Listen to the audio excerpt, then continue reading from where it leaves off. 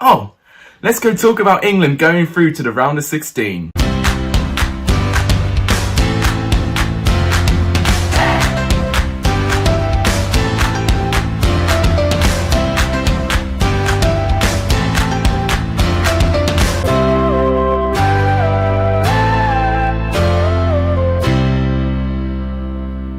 What's up everyone, welcome back to a brand new video on the channel. Today we're going to talk about England's final group stage performance against the Czech Republic. It was a 1-0 away victory. We got the job done. Would I say it's convincing? We'll see about that. But we'll talk about everything that I got through for player ratings. We'll talk about England's chances in the round of 16 as well. And just overall, just be deeping down and analysing England's performances. If you guys like what you see, please make sure to give this video a like. It does tremendously help the channel. Please subscribe if you're new. It does really help. We want to try and push to 600 subscribers. We're very, very close. And please share this channel with as many people as you can. That's how we're going to grow as a community. But without any further ado, let's go and digest England's performance. So, the final score was Czech Republic 0, England 1. We went to this game in second place of the table, Czech Republic being the only group above us. Now, England had already qualified with results going our way in the day before. It meant even when we finished 4 points, if we finished third, we would have qualified as one of the best third place teams by default. But it would have been nice to see England perform well, just to give us a bit of momentum and a bit of confidence that England are not going to completely flop in the next stage of the round. And we did get the job done against Czech Republic. If you look at the left-hand side here, is the attack momentum now in the first half. I thought it was the best performance I saw of England in that first half. We were pretty good at moving the ball around, and what I have to say, I really like the picks that Gareth Southgate picked this time. Whilst Mount cannot play, I hope he does return to the England squad soon, but it gave Jack Grealish the opportunity. But I really liked he included Bukayo Saka. We're going to talk about his performance in a minute. Harry Maguire's back in the squad as well. So we'll talk about the newbies, which I think have actually elevated England rather than putting us down again. Looking at the momentum, we had more of the opportunities. We looked so good.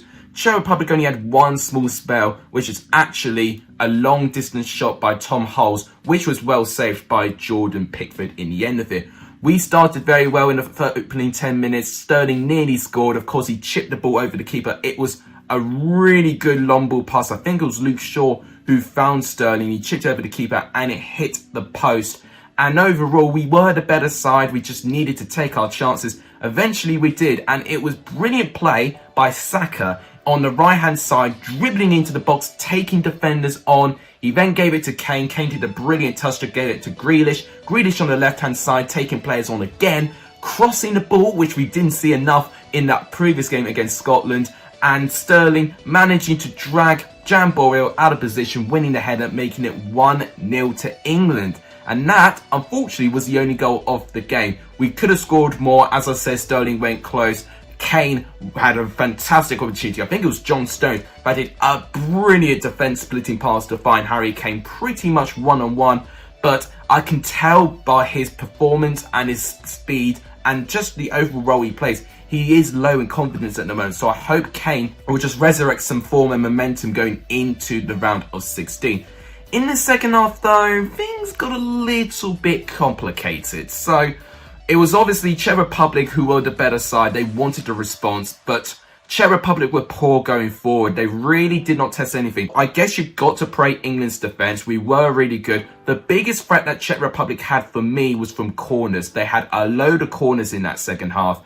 And at times, defending-wise from those corners, we were a little bit shaky, but we did manage to clear it. We did a fantastic job at keeping Patrick Schick very, very quiet in this game. The reader, I thought, was actually well improved for Czech Republic. I can see he was actively trying to drive things forward and was really actively playing all around the pitch. I think if we see his heat map, look at this. He was everywhere around the game, really trying hard to try and gain some control. But especially in the first half, he was almost running around like a headless chicken because we were just keeping the ball quite well there. But what's really, really annoying me as this England sort of playing style at the moment is that I can guarantee you Jordan Pickford would have had a load more touches. I mean, look how heated that area is. Than Harry Kane. Harry Kane, this is actually the most animated I've seen of his heat map out of all of the games, which is encouraging. But look how very little service he's getting in the box. And look at this. Now, his heated area is when he's leaving and dropping deep, almost to the defensive mid position or almost applying a passing in the wingers for Jack Grealish. So it's clear to me that Kane is not really staying up top, he's really dropping back with his role. Whether Gareth Southgate's told him to do that, or whether it's him being frustrated with him not getting enough service, you know, we're never going to know really. We're going to talk about the stats in a minute, and then we're going to go on to the player rating. Expected goals, 1.49 England had to 0.31 the Czech Republic. They were really poor, Czech Republic. 56 to 44% possession, so we narrowly edged Czech Republic. I can guarantee it would have been a lot closer in that second half. In the first half, look at that, 59 to 41, and the second, 53 to 47. So Czech Republic did have a little bit more of the ball in the second half, trying to gain some control. They just couldn't create anything. But if you look at this, that's the second game in a row where we've been outshotted by the opposition, 7 shots to 5. Because of our pragmatic approach, we just have not been looking so good going forward, which is really surprising, because when you think of the players we've got in terms of Sancho, Sterling, Mount, Grealish, Saka, Kane, Calvert-Lewin, our strength should really be going forward. And really our biggest asset at the moment is actually keeping 3 clean sheets in a row. But right now, we have not played anywhere near the caliber of teams that we are inevitably going to play in the round of 16. So they had 4 shots on target to our 2 shots on target, 2 blocked shots there. So England's defenders did very well. 6 corner kicks to 4, 5 offside. That was another big problem that I noticed throughout the game. We were getting offside so frequently. And that's what happens when you're asked to do a long ball, trying to find someone to get some service, but then the defenders will read that, they'll fix their defensive line and put the striker offside. And Kane got offside so many times. Sterling did as well. 11 fouls to 10, 1 yellow card for the Czech Republic there. But this is another big stat here. So against Scotland, we had, I think, 2 big chances missed. We had 3 big chances and we missed 2 of them. Of course, one of them was Sterling's one, which was unlucky. Kane, think he should have done better there with his opportunity. It was a good save by Backlick, but I think Kane, with the striker that he is, and especially with the price tag he's been linked with, he should be doing better in that position. 5 shots inside the box to 4. So Czech Republic actually had a bit more success of having shots inside the box, which just tells England, and it tells our tactics, that we are really just sitting back a little bit. 2 shots outside the box to our 1, 3 saves that Backlick had made though. So we had been effective when we had been going forward and testing the keeper, but not necessarily hitting the ball back in the net. Now look at this in terms of the passing. You know, we've outpassed them pretty substantially within the whole 90 minutes, and we've done better in terms of keeping the ball. But a lot of that has just been down by passing back. You know, inevitably, like if Rice would pick up the ball, he would give it to someone like Stones or Maguire, and then Stones would inevitably, or Walker would be the final player to then pass it to Pickford, and Pickford would hit it long, and with any luck, one player would get it. And in the first half, we were quite good at that, but in the second half, when Czech Republic needed to try and get a goal where they upped their intensity, we really struggled. And this is what the final table looked like. So, England, first, 7 points out of 9, 2 wins, 1 draw. But with those 3 teams, Croatia, Czech Republic and Scotland, we should be winning 9 points out of 9 with the players that we've got.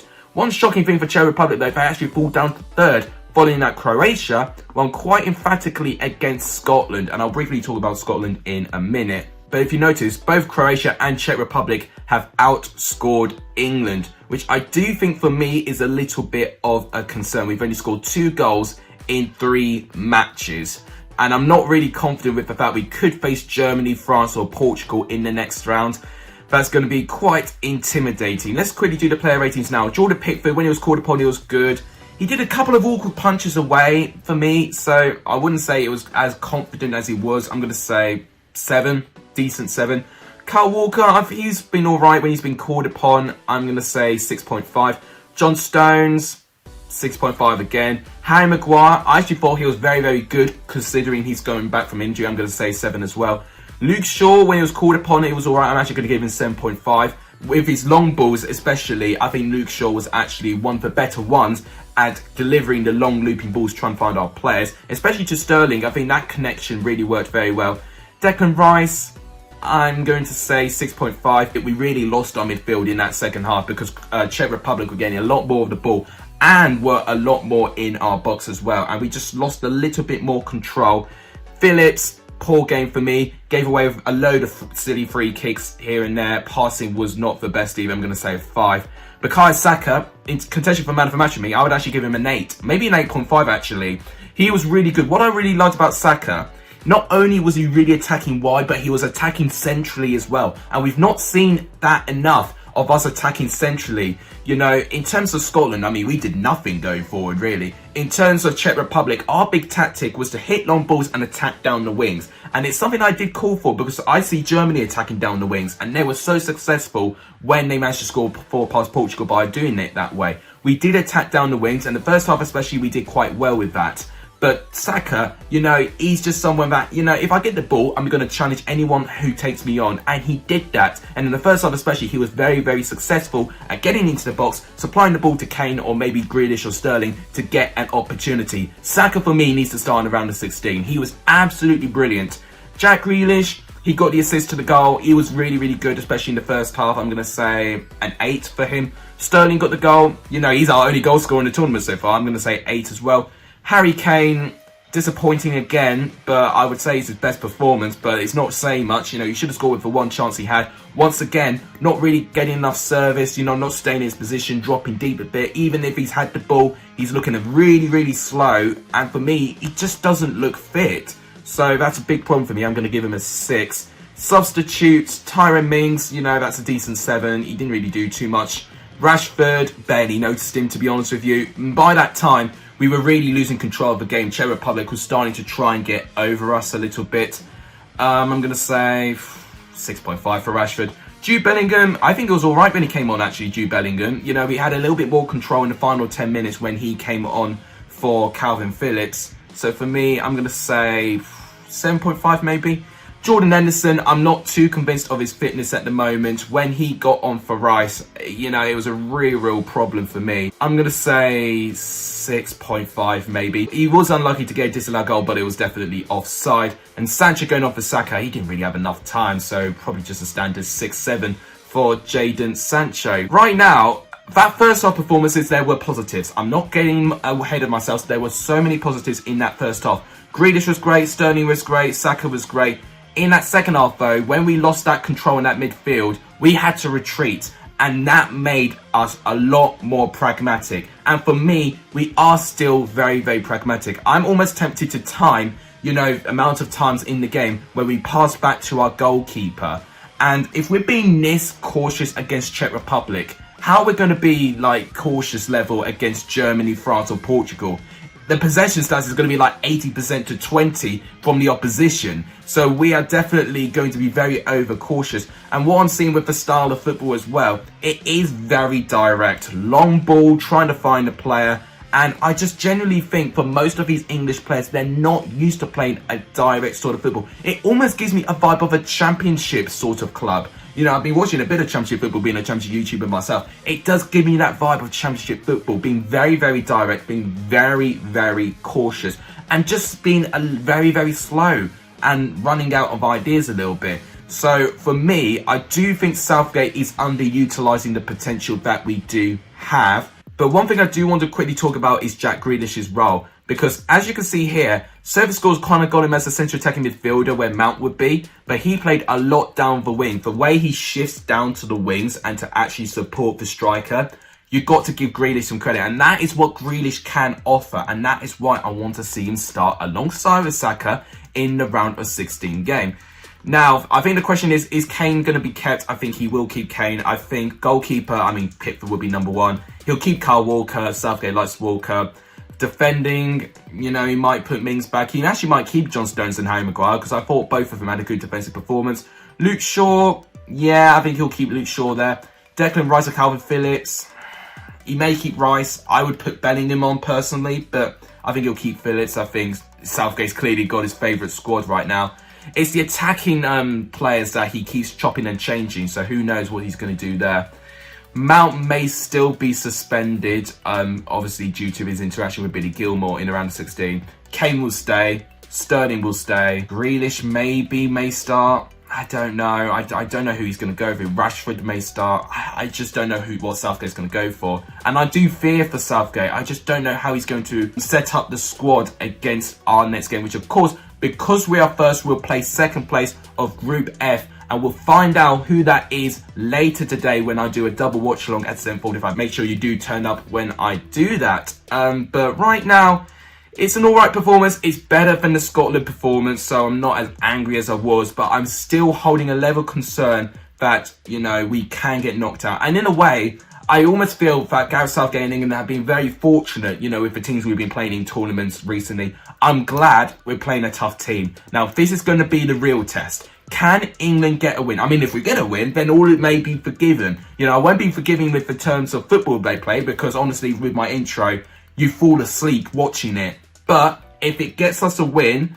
I won't have any complaints. But if we don't get to semis, at least with the squad that we have available at their prime, it's another golden generation we're seeing in England right now. But I'm sorry, but I think Gareth Southgate may need to leave, and we need like an attacking manager with an attacking philosophy, someone like an Eddie Howe, who I think can definitely thrive within this England role.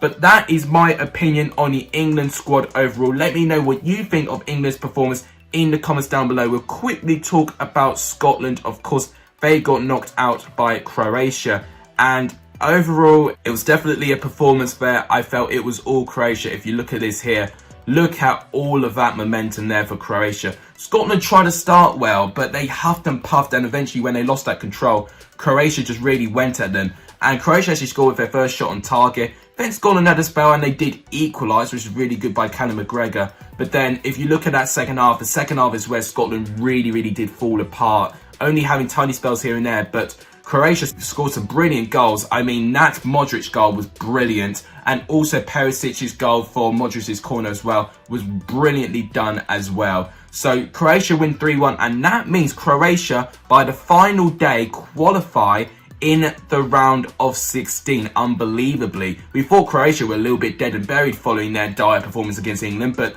that draw against Czech Republic turned out to be just about enough, and them scoring 3 goals managed to edge Czech Republic in goals as well. So unbelievably, Croatia clutched their place in second place on the final day, and that means they play second place of Group E, which we will also find out who that is later today. But that is my overall views on England and in terms of the Euros. The group stage ends today, unbelievably, and then we've got a bit of a break, which I'm thankful for. Tomorrow you're going to see my reactions to the Championship 2021-22 fixtures. Football's just going at a million miles an hour, and I am excited for it. But if you guys like what you see, please make sure you do give this video a like. It does tremendously help the channel. Please subscribe if you're new. It does really help. And please share this channel to as many people as you can. All of that would really make my day. But thank you guys so much for watching. You guys are legendary if you saw the end of this video. And as always, take care, everyone.